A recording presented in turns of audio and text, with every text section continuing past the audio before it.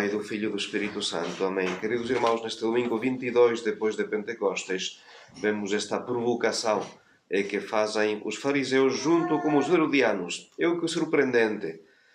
Os fariseus enviam os seus discípulos, mas o fazem juntamente com os herodianos. Herodianos eram os que eram partidários, judeus que eram partidários do poder romano. Os fariseus não. O que era característica dos fariseus, que consideravam Israel como um povo teocrático, era precisamente a rejeição do jugo imperial romano. Mas aqui vão juntar-se com os inimigos para provocar a Deus Nosso Senhor. O dilema é bem conhecido, o dilema da pergunta. Se Jesus responder que é legítimo pagar impostos, então os fariseus simplesmente o acusarão diante dos compatriotas de colaborar com as forças de ocupação romanas. Se não o fizer, os herodianos então vão denunciá-lo diante de Herodes, que mandará prendê-lo por traição. A resposta de Cristo, inesperada para todos, foi: dai a César o que é de César e a Deus o que é de Deus. Este ditame, que é a regra suprema de toda a política, que não seja ateia o indiferente a Deus. Há uma distinção entre César e Deus, sim. Mas não há uma verdadeira independência, não pode haver independência entre César e Deus. No final, César também tem deveres para com Deus. E o que pertence a César pertence também a Deus. Daí que a soberania e a autoridade emanam de Deus. É Jesus que diz a Pilatos: não terias poder algum sobre mim se de cima não te fora dado. E São Paulo vai repetir a mesma doutrina. Cada qual seja submisso às autoridades constituídas, porque não há autoridade que não venha de Deus. As que existem foram instituídas por Deus. Então, se esta autoridade vem de Deus, logicamente pertence a Deus e deve obedecer também a autoridade, o César, a Deus. Não só o indivíduo, mas também a sociedade e o Estado como Estado. A autoridade como autoridade são estritamente obrigados a reconhecer e prestar homenagem a Deus. E a razão é a mesma. Se o indivíduo deve adorar a Deus, porque Deus é o seu autor, Deus é também o autor da sociedade, da autoridade. Um Estado ateu que no direito natural é uma aberração, um Estado que não reconhece Deus nenhum, é uma heresia no direito cristão. Daí que o magistério da Igreja sempre agiu vigorosamente contra a separação dos dois poderes, de César e de Deus. Solicitado sempre pelas seitas agnósticas.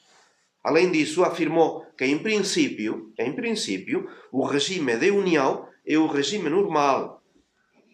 O regime de união entre a Igreja e o Estado é o regime normal. Significa que ambos os poderes, como sociedades perfeitas e soberanas na sua própria esfera, devem respeitar-se e cooperar um com o outro para alcançar os seus respectivos fins.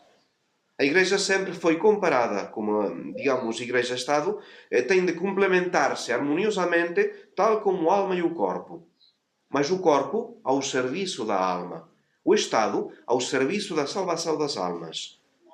Daí que a vida pública, assim como a vida privada, a política, assim como a ciência e a arte, a indústria e o comércio, o trabalho e o desporto, sempre devem ser regidos pela lei de Deus e de Cristo. E este regime foi muito mais comum do que se imagina. Era a regra geral na cristandade. Era o que imperava. Era normal ver esta união pela qual o Estado se submetia a Deus Nosso Senhor através da Igreja Católica. Os efeitos eram bons. Pensemos, um exemplo entre tantos outros. Na história da Igreja sempre existiram inúmeras congregações cujo objetivo específico era promover o apostolado entre os doentes.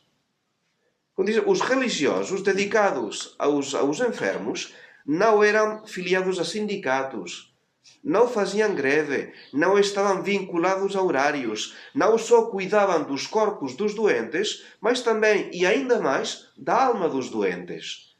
Não trabalhavam por um bom salário, não esperavam qualquer recompensa nesta vida. Por amor de Deus, empreendiam tarefas nojentas e humildes, sem problema, por vocação, por amor de Deus. E por isso eram muito mais eficientes do que qualquer instituto de segurança social, de serviço médico estatal dos nossos dias, onde que encontramos uma burocracia que atrasa tudo, desleixo dos empregados e depois cobiça daqueles que querem subir para postos melhores. Não existia antes. Por quê? Porque havia pessoas entregues totalmente, dia e noite, ao cuidado dos enfermos. No nosso tempo, a separação tornou-se tão generalizada que até muitos católicos a consideram normal. É normal que o Estado por um lado e a Igreja por outro. Não só isso. O que foi condenado pela Igreja, a separação entre Igreja e Estado, condenada tantas vezes pela Igreja, foi a doutrina contrária que ensina o Papa Francisco. O Papa Francisco defendeu há alguns anos o modelo de um Estado laico. Estado laico. É que, com uma sólida lei de liberdade religiosa que permita a expressão da fé em público e garanta o exercício da objeção de consciência. Expressão da fé, de qualquer fé, claro. De qualquer fé. As suas palavras, um Estado deve ser laico. Os estados confessionais acabam mal. É incrível. Isto vai contra a história. Acho que o secularismo, o laicismo, acompanhado por uma lei sólida que garante a liberdade religiosa, oferece um quadro para o progresso. O progresso de quê? De quem? Da religião católica? Não. Então, sim, vai alertar contra os exageros do laicismo e do secularismo francês, que, na sua opinião, resultam de considerar as religiões como uma subcultura. Mas este é o problema, é que um Estado laico sempre vai considerar a religião como uma subcultura. Em termos concretos, um Estado laico é a proibição de qualquer expressão religiosa fora das igrejas, uma vez que permita as igrejas. E em nome deste Estado laico são propostas as leis mais absurdas, contrárias à moral católica, tais como o casamento homossexual, o aborto ou a eutanásia. Isto em nome do Estado laico que não quer saber de Deus. E como resultado, a sociedade é entregue à dissolução dos costumes, aos vícios, à corrupção e ao crime, na mais vergonhosa moralidade, fruto de um Estado que não reconhece a autoridade de Deus. E o Papa defende o Estado laico. Dai a César o que é de César e a Deus o que é de Deus. Cristo não negou o poder romano o poder pagão dos romanos. Não quis derrubá-lo por revolução. Como dizer, a nossa fé nunca pode ser uma desculpa para não cumprir com as nossas obrigações familiares, sociais e políticas. Há leis que são justas, devemos cumpri-las. Há uma autoridade que é uma desgraça, sim, mas não era melhor no tempo de Nosso Senhor e no tempo de São Pablo. Quando São Pablo diz de admitir e submeter-se à tua autoridade, era o imperador Nero, não era nenhum santo. E hoje temos praticamente as mesmas circunstâncias. Leis justas têm de ser respeitadas e seguidas. Mas quando aparece o problema, então aí sim, há uma supremacia de Deus por acima do Estado. Já os primeiros cristãos tiveram de lutar contra esta imposição indiscriminada de leis anticatólicas. É o que dizia Santo Agostinho. Os soldados cristãos serviram o imperador infiel. Mas quando a causa de Cristo foi atingida, quando o que foi posto em juízo foi Cristo Nosso Senhor, eles reconheceram apenas aquele que estava no céu. Pronto, é o que toca. Como disse ao Pedro nos Atos dos Apóstolos, importa obedecer antes a Deus do que aos homens. E quando o Estado reclama coisas que são opostas a Deus, temos de recusar a obediência. César também deve obedecer a Deus, Nosso Senhor.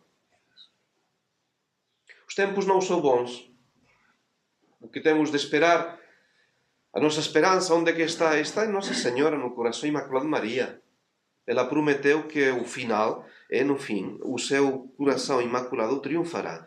E a nossa confiança é esta previsão já afirmada em Fátima e que certamente irá alterar substancialmente esta situação. Mas, entretanto, o que temos de pedir a Nossa Senhora é que nos proteja contra estas investidas do atual secularismo, laicismo anticatólico, que nos ajude a manter a nossa fé, a nossa caridade, a vencer o respeito humano.